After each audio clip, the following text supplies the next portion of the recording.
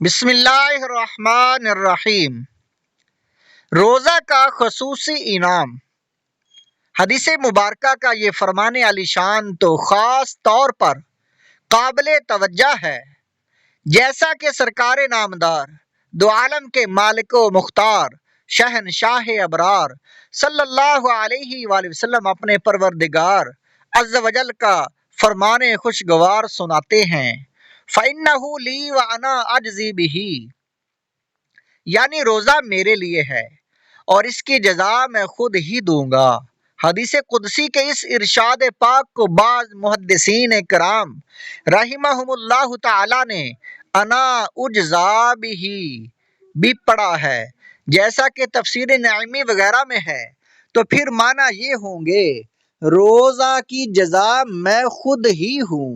سبحان اللہ عز و جل، یعنی روزہ رکھ کر روزہ دار بذات خود اللہ تبارک و تعالی ہی کو پا لیتا ہے۔ نماز، حج، زکوٰۃ، غرباء کی امداد، بیماروں کی عیادت، مساکین کی خبر گیری وغیرہ تمام اعمال خیر سے جنت ملتی ہے، مگر روزہ وہ عبادت ہے جس سے جنت والا یعنی خود مالک حقیقی عز و جل ہی مل جاتا ہے۔ مجھے موتیوں والا چاہیے۔ ایک حکایت بیان کرتے ہوئے امیر اہل سنت فرماتے ہیں کہ ایک مرتبہ محمود غزنوی علیہ رحمت اللہ القوی نے کچھ قیمتی موتی اپنے افسران کے سامنے پھینکتے ہوئے فرمایا، چن لیجئے، اور خود آگے چل دیے۔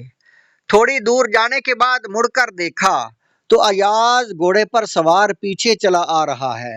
پوچھا، ایاز کیا تجھے موتی نہیں چاہیے؟ ایاز نے عرض کی، علی جا، جو موتیوں کے طالب تھے وہ موتی چن رہے ہیں، مجھے تو موتی نہیں بلکہ موتیوں والا چاہیے۔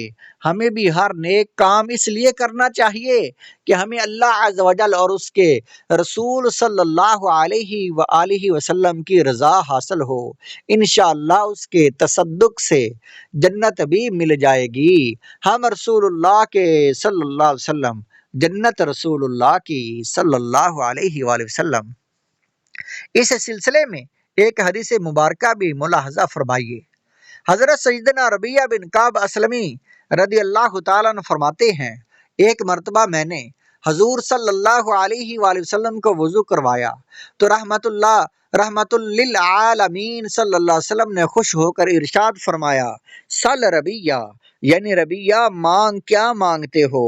حضرت ربیعہ رضی اللہ تعالیٰ عنہ آپ نے عرض کی، اسألک مرافقتک فی الجنہ، یعنی سرکار صلی اللہ علیہ وآلہ وسلم جنت میں آپ کی رفاقت یعنی پڑوس چاہیے۔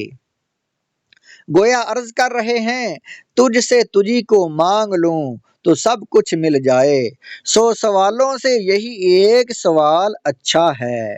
دریائے رحمت مزید جوش میں آیا اور فرمایا، او غیر ذالک، یعنی کچھ اور مانگنا ہے؟ میں نے عرض کی، بس صرف یہی۔ یا رسول اللہ، یعنی یا رسول اللہ عز و جل صلی اللہ علیہ وآلہ وسلم، جنت الفردوس میں آپ صلی اللہ علیہ وآلہ وسلم کا پڑوس مانگنے کے بعد اب دنیا و عقبا کی اور کون سی نعمت باقی رہ جاتی ہے جسے مانگوں میں آپ سے یا رسول اللہ؟ جب حضرت سیدنا ربیعہ بن کعب اسلمی رضی اللہ تعالیٰ عنہ جنت کی رفاقت پڑوس طلب کر چکے اور مزید کسی حاجت کی طلب کرنے سے انکار کر دیا تو اس پر سرکار نامدار باذن پروردگار دو عالم کے مالک و مختار شہنشاہ ابرار صلی اللہ علیہ وآلہ وسلم نے ارشاد فرمایا، فَأَعِنِّي عَلَى نَفْسِكَ بِكَثْرَةِ السُّجُودِ، یعنی اپنے نفس پر کثرت سجود یعنی زیادہ نوافل سے میری مدد کرو۔ یہ حدیث پاک صحیح مسلم صفحہ نمبر 253 اور حدیث نمبر ہے 499۔ یعنی ہم نے تمہیں جنت تو عطا کر ہی دی ہے، اب تم بھی بطور شکرانہ نوافل کی کثرت کرتے رہو، جو چاہو مانگ لو۔ سبحان اللہ، سبحان اللہ، سبحان اللہ عز و جل۔ اس حدیث مبارکہ نے تو ایمان ہی تازہ کر دیا۔ حضرت سیدنا شیخ عبدالحق محدث دہلوی رحمۃ اللہ علیہ آپ فرماتے ہیں، سرکار مدینہ صاحب معطر پسینہ صلی اللہ علیہ وآلہ وسلم کا بلا کسی تقیید و تخصیص مطلقاً فرمانا سل یعنی مانگ کیا مانگتا ہے، اس بات کو ظاہر کرتا ہے کہ سارے ہی معاملات سرور کائنات شاہ موجودات صلی اللہ علیہ وآلہ وسلم کے مبارک ہاتھ میں ہیں کہ جو چاہیں جس کو چاہیں اپنے رب عز و جل کے حکم سے عطا کر دیں۔ علامہ بصیری رحمۃ اللہ علیہ قصیدہ بردہ شریف میں فرماتے ہیں فَإِنَّ مِن جُودِكَ الدُّنْيَا وَدَرَّتَهَا وَمِنْ عُلُومِكَ عِلْمَ اللَّوْحِ وَالْقَلَمِ، یعنی یا رسول اللہ صلی اللہ علیہ وآلہ وسلم، دنیا اور آخرت آپ صلی اللہ علیہ وسلم ہی کی سخاوت کا حصہ ہے، اور لوح و قلم کا علم تو آپ صلی اللہ علیہ وسلم کے علوم مبارکہ کا ایک حصہ ہے۔ اگر خیریت دنیا و عقبا آرزو داری بدرگاہش بیاد ہر چے من خواہی تمنا کن، یعنی دنیا اور آخرت کی خیر چاہتے ہو تو اس آستان عرش نشان پر آؤ اور جو چاہو مانگ لو۔ روزے داروں کے لیے خصوصی داخلہ۔ حضرت سیدنا سہل بن عبداللہ رضی اللہ تعالی عنہ سے روایت ہے، ماہ نبوت شافع امت صلی اللہ علیہ وسلم کا فرمان ہے ان فی الجنت بابا یقال لہ ریان یدخل منہ الصائمون یوم القیامہ، بے شک جنت میں ایک دروازہ ہے جس کو ریان کہا جاتا ہے، اس سے قیامت کے دن روزہ دار داخل ہوں گے، ان کے علاوہ کوئی اور داخل نہ ہوگا۔ یقال این الصائمون فیقومون لا یدخل منہ احد غیرہم، کہا جائے گا روزے دار کہاں ہیں؟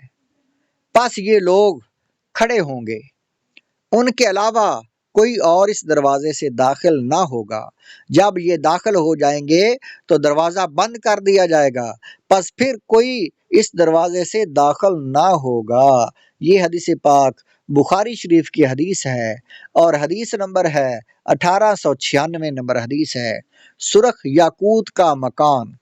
امیر المومنین حضرت سیدنا عمر فاروق رضی اللہ تعالیٰ عنہ سے مروی ہے، نبی کریم رؤوف الرحیم علیہ افضل الصلاۃ والتسلیم کا فرمان عظیم ہے، من صام یوما فی رمضان فی انصات و سکوت بنی لہ بیت فی الجنت من زبرجدۃ خضراء او یاقوتۃ حمراء، جس نے ماہ رمضان کا ایک روزہ بے خاموشی اور سکوت سے رکھا، اس کے لیے جنت میں ایک گھر سرخ یاقوت کا اور سبز زبرجد کا بنایا جائے گا۔